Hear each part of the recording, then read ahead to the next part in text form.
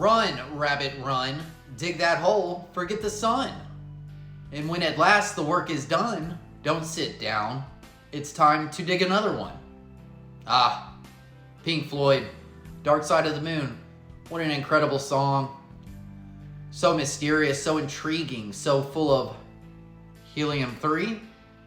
Apparently so. It appears our adversary China has been mining for this element on the moon for at least 2 years now. And who really knows what else? They genuinely like to keep their affairs to themselves. Why would they want to obtain an element that is so scarce down here on Earth? It looks as though helium-3 is the most sufficient way to keeping quantum computers cool enough to function properly at 80 millikelvin. Sounds chilly. Google AI says that quantum computing is the new revolutionary way of computing. It leverages the principles of quantum mechanics in order to perform calculations at unbelievable speeds. Some people have theorized that quantum computing has the ability to solve these calculations so quickly due to the fact that it uses the multiverse, much like that of a Marvel movie plot twist. But in fact, unlike your grandmother's computer that uses bits, these bad boys use qubits, allowing them to explore exponentially more possibilities simultaneously. Sounds a little bit like the multiverse.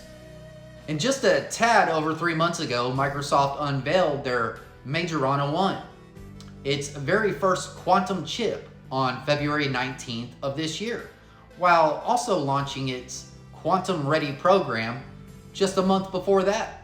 On the most recent episode of The Sean Ryan Show, which is a phenomenal podcast you should definitely look into, he sits down with Steve Quast, retired United States Air Force Lieutenant General and co-founder of SpaceBuilt. The Lieutenant General expresses endless possibilities for operationalizing this new tech and its resources, particularly from space, like Wi-Fi with no cell towers and energy directly from above. Much like cutting the umbilical cord to a newborn, we would be cutting the umbilical cord to dependent energy. But, as in the Dark Side of the Moon, he does warn of the dark side of a network age, stating just how imperative it is that we continue to seek innovation in this space, amongst the competition of our adversaries, such as China, who is right now working on mining enough helium-3 to power the entire world for thousands of years.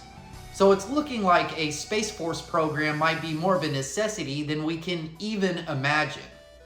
Just maybe. The Lieutenant General also refers to our current grid as Frankenstein.